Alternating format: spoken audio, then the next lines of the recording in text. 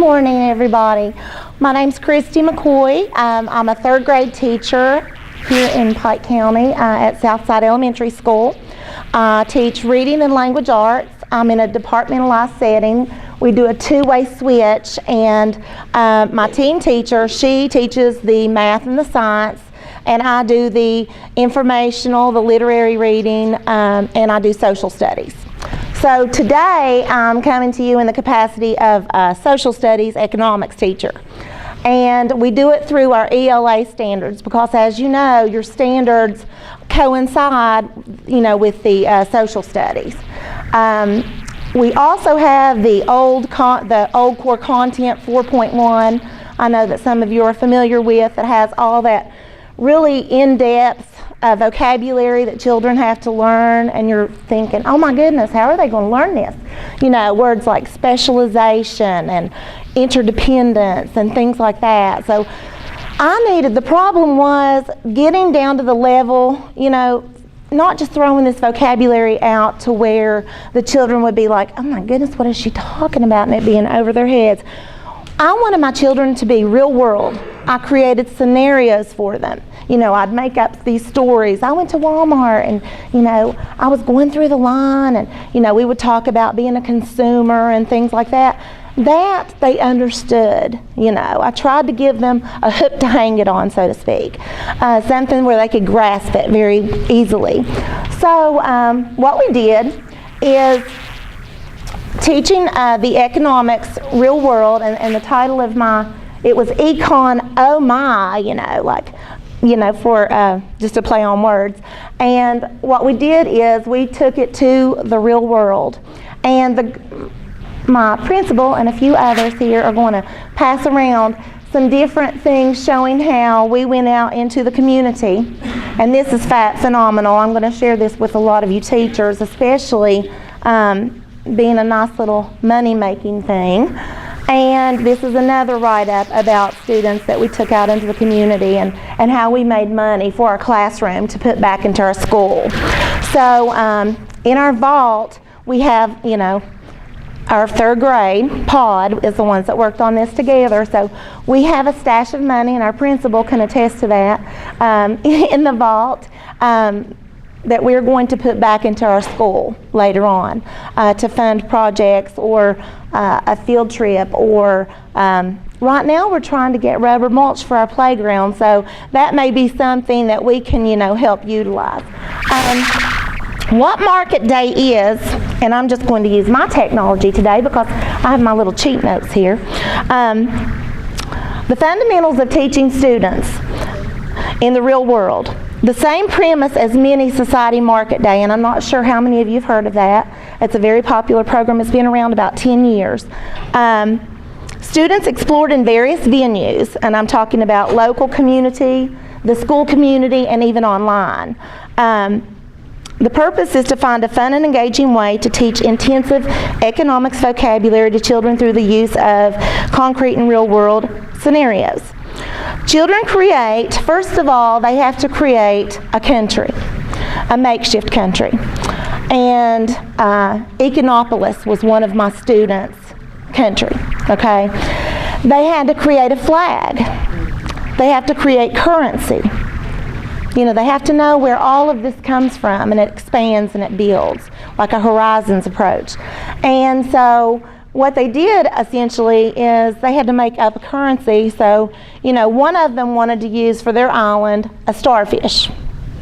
And I was like, okay, Well, so we also use it as a behavioral way to, give as an incentive. We give the monies out in our classroom so that the children will have money to spend on market day. And so we called it, Starbucks. We looked at everybody's, not Starbucks, the coffee Starbucks. So we had to separate our name. I said, guys, we would get sued if we put Starbucks on our money. So they had Starbucks because, we're the Southside Stars. So that was the currency that they got to use. So they understood that. And some of the things, and I'll just show you, I'm jumping around a little bit. After they created that, the children had to do a project. They had to come up with a business plan. They had many opportunities to read and write. We had market day planning sheets that the children had to do. For speaking, listening, and viewing, I had a rubric, and I can pass this around to share with you all, a rubric that we created when the children had to get up in front of me and share their business with everybody. And you could start here and pass this around here.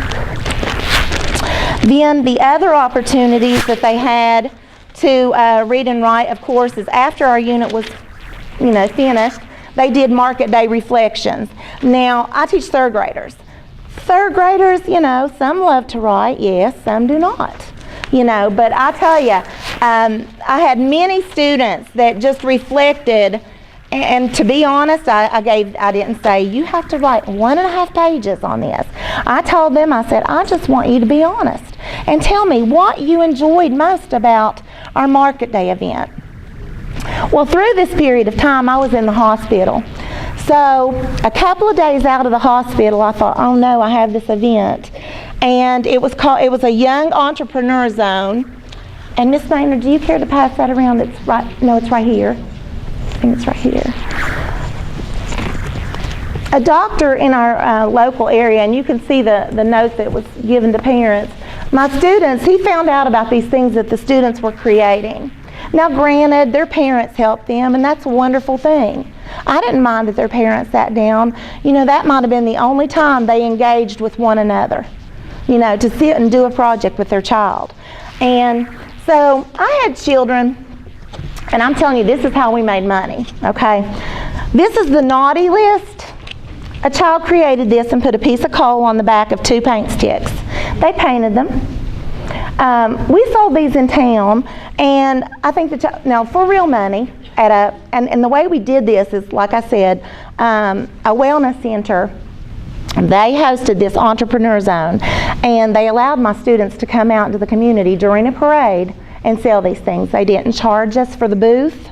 This was free and clear money. So we made $824 that day.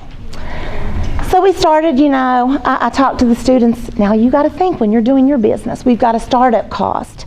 We have our profit and our loss margin. So they started understanding. Kids even knew what competition was by the time we were finished. So that's just one of the things to stick down in stockings that they had made. Another child recycled, and they took a bottle. And this child, now they spent a lot of time just taking a Dasani water bottle, and these were called spirit shakers. Now we taught alliteration. I did, marketing strategies with them. I taught them how to use alliteration, in their business name. And so this was spirit shakers, okay? And all they did is put beads, at a UK game. You can hear the kid, and he had every school in our area made, because he said, Miss McCoy, they're not just going to, buy UK. He said, we're here in West Virginia, because that's where we were selling that day. We were across the river. He said, I need to make some WVU ones, and I went, oh, okay. We need some UK ones too, though. So anyway, that was just one of the things. This was a really neat thing, because we talked about natural, human, and capital resources. This is a stress ball. I said, Miss McCoy needs one for each hand. I'm going to buy 2 off you. And they bought these at Walmart, okay? So I said, okay, I want you to think about this. It has sand in it, and all it is a balloon. I said, what things did you use to make that? They said, well, I used sand and a funnel, and I had to pay for the balloons at Walmart. I said, okay, so capital, you used capital. And they said, but I had the funnel too, so I guess my mom paid for that. I said, okay, that's a capital resource, you had to pay money for it. I said, but what about the sand inside? They said, hey, that comes from the land. And I said, absolutely, that's a natural resource. And they were like, okay. And then they started understanding and grasping these things on how they work together. And this kid sold out that day, and I'm really not sure how much he made, but I know that it contributed to everything we did. Others took Play-Doh and made ornaments, okay? Now, this is the children, and you can see children doing this, okay? Their mother didn't just do this. I mean, the children did it. And they sold those. This was lip gloss that was made with Vaseline, and it is flavored lip gloss. I had to test it all. I thought my lips are going to rot off. One of them was really hot. I don't remember which one it was, but I was like, oh, Lord, please don't let my lips break out. But anyway, it was, you know, fabulous, just little lip glosses, and I thought, this mommy loved Pinterest because that was pretty awesome. And they sold that. This little girl, Holly, had Holly's homemade hand scrub. Do you remember the recipe for the hand scrub? It's on Pinterest. Okay, it's with the sugar. I know it has sugar in it. And it's really cute, but you can pass it around. It may not smell so good right now, but it's been... This child just made bookworms just to keep, you know, in your book to fasten at the top with a clothespin. And just the thing about it is just that it was just so precious, the stuff they did, and it wouldn't have cost a lot of money to do it. This again is another bookworm with a tongue depressor and a pom-pom, and then, you know, just your little pipe cleaners. Now, this one right here. Okay. Oh, I talked too much, don't I? Okay. But anyway, these bones are made with pretzels and white chocolate. Now, I said, boys and girls, you know, with our wellness policy at school, we can't sell these things at school. So we can sell them, though, if we're doing it at a community parade. So one kid put "Eat at Home" on their sign. So these were just some of the things. Those were bones, okay, with two marshmallows on the end. But these are just some of the things that the children did to be engaged in fun to teach economics.